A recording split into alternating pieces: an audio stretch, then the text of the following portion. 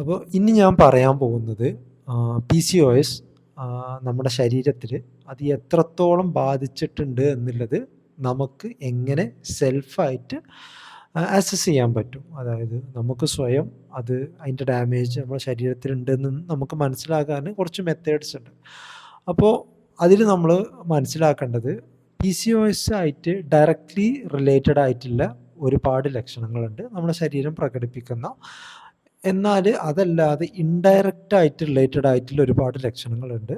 അതുപോലെ തന്നെ ഒരുപാട് വർഷം PCOS കൺട്രോൾ ചെയ്യാഞ്ഞാൽ ക്രോണിക്കായിട്ട് നമുക്കൊരു 5 വർഷം 10 വർഷം ഒന്നും തീരെ കൺട്രോളില്ലാഞ്ഞാൽ അങ്ങനെ നമ്മുടെ ശരീരം കാണിച്ചു തുടങ്ങുന്ന ലക്ഷണങ്ങളുമുണ്ട്. അപ്പോൾ ഇതിനെ ഈ ഒരു 3 കാറ്റഗറി ആയിട്ട് ക്ലാസിഫൈ ചെയ്തിട്ട് നമ്മൾ അനലൈസ് ചെയ്ത് കഴിഞ്ഞാൽ നമ്മുടെ ശരീരത്തിൽ ഈ പറഞ്ഞ എന്തൊക്കെ ബുദ്ധിമുട്ടുകളുണ്ടെന്ന് നമുക്ക് മനസ്സിലാക്കാൻ പറ്റും. അതിൽ ആദ്യത്തെ കാറ്റഗറി എന്ന് പറയുന്നത് PCOS ആയിട്ട് ഡയറക്റ്റ്ലി റിലേറ്റഡ് ആയിട്ട് നമ്മുടെ ശരീരത്തിൽ കാണിക്കുന്ന കുറച്ച് മാറ്റങ്ങളാണ്. അത് പൊതുവെ എല്ലാവർക്കും അറിയുന്നുണ്ടാവും. നിങ്ങൾ ഒരുപാട് വീഡിയോസും ഒരുപാട് സൈറ്റ്സിലൊക്കെ വെബ്സൈറ്റിലൊക്കെ നിങ്ങളത് കണ്ടിട്ടുണ്ടാവും. അതായത് പീരിയഡ്സ് ഇറഗുലർ ആയിരിക്കും. പിന്നെ അതുപോലെ ഹെയർ ഗ്രോത്ത്, ശരീരത്തിൽ ഒരുപാട് ഭാഗത്ത് അമിതമായിട്ട് ഹെയർ ഗ്രോത്ത് ഉണ്ടാവും. കഴുത്തിൻ്റെ ബാക്കിലൊക്കെ കറുപ്പുണ്ടാവും. മുഖത്ത് ഒരുപാട് പിമ്പിൾസൊക്കെ ഉണ്ടാവും.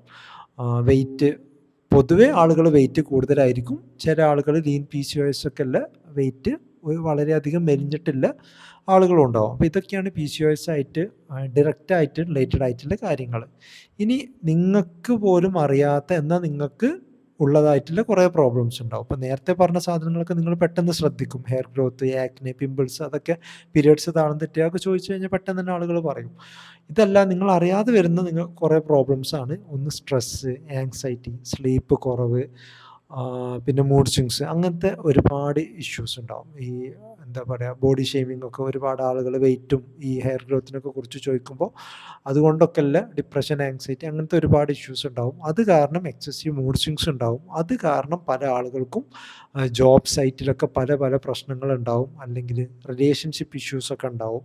അങ്ങനെ കുറേ ബുദ്ധിമുട്ടുകളുണ്ട്. ഇനി ഇതൊന്നും അല്ലാതെ ലോങ് ടേം ആയിട്ട് കുറേ കോംപ്ലിക്കേഷൻസ് നിങ്ങളുടെ ശരീരത്തിലുണ്ടാവും.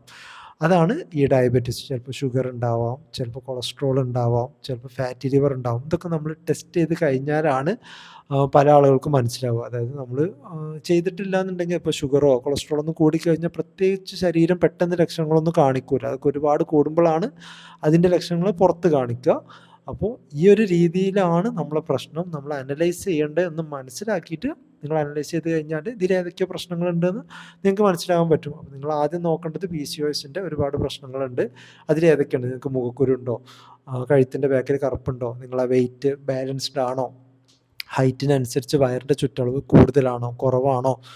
നിങ്ങൾ വളരെയധികം മെലിഞ്ഞിട്ടില്ല, മസിൽ മാസൊക്കെ വളരെ കുറഞ്ഞിട്ടുള്ള ആളാണോ? വെയിറ്റ് കൂടുതലുള്ള ആളാണോ? വയറിൻ്റെ തടി കൂടുതലാണോ? പീരിയഡ്സ് റെഗുലറാണോ ഇറഗുലറാണോ? ഇതൊക്കെ നോക്കുക. അത് കഴിഞ്ഞിട്ട് നിങ്ങൾ ഒരു ദിവസം നിങ്ങൾ എത്ര മണിക്കൂർ ഉറങ്ങുന്നുണ്ട്? നിങ്ങൾ കറക്റ്റായിട്ട് ഉറക്കം കിട്ടുന്നുണ്ടോ? നിങ്ങൾക്ക് എക്സസീവായിട്ട് മൂഡ് സ്വിങ്സ് ഉണ്ടോ? മൂഡ് സ്വിങ്സ് കാരണം നിങ്ങളുടെ റിലേഷൻഷിപ്പിൽ അല്ലെങ്കിൽ ജോബിലൊക്കെ പ്രശ്നങ്ങളുണ്ടോ? അതൊക്കെ അനലൈസ് ചെയ്യുക. അത് കഴിഞ്ഞിട്ട് ഇതിൻ്റെ കൂടെ തന്നെ നിങ്ങൾക്ക് ന്യൂട്രീഷൻ ഡെഫിഷ്യൻസി ഉണ്ടോ? മുടി കൊഴിച്ചിൽ, അങ്ങനെ ഒരുപാട് ഇഷ്യൂസ് ഉണ്ട്. അതൊക്കെ നോക്കുക. അത് കഴിഞ്ഞിട്ട് നിങ്ങൾ എപ്പോഴെങ്കിലുമൊക്കെ റൂട്ടീനായിട്ട് എന്തെങ്കിലും ബ്ലഡ് ടെസ്റ്റോ കാര്യങ്ങളൊക്കെ ചെയ്യുകയാണെങ്കിൽ ആ സമയത്ത് sugar, cholesterol, fatty liver, just ഫാസ്റ്റിങ്ങിൽ ഷുഗർ നോക്കാം. കൊളസ്ട്രോൾ എന്ന് പറഞ്ഞാൽ ലിപ്പിഡ് പ്രൊഫൈൽ എന്ന് പറഞ്ഞ ടെസ്റ്റ് ഉണ്ട്. പിന്നെ LFT അല്ലെങ്കിൽ വയറിൻ്റെ സ്കാൻ. ഇപ്പോൾ വയറിൻ്റെ സ്കാൻ പ്രത്യേകം സെപ്പറേറ്റ് ആയിട്ട് എടുക്കേണ്ട ആവശ്യമില്ല. PCOS ചെയ്യുന്ന എല്ലാ ആളുകളും വയറിൻ്റെ സ്കാൻ എടുക്കുമ്പോൾ അതിൽ തന്നെ ഫാറ്റി ലിവർ മോസ്റ്റ്ലി മെൻഷൻ ചെയ്തിട്ടുണ്ടാവും. അപ്പോൾ റിപ്പോർട്ട് നോക്കുന്ന സമയത്ത് അതിൽ ഫാറ്റി ലിവർ ഉണ്ടോ?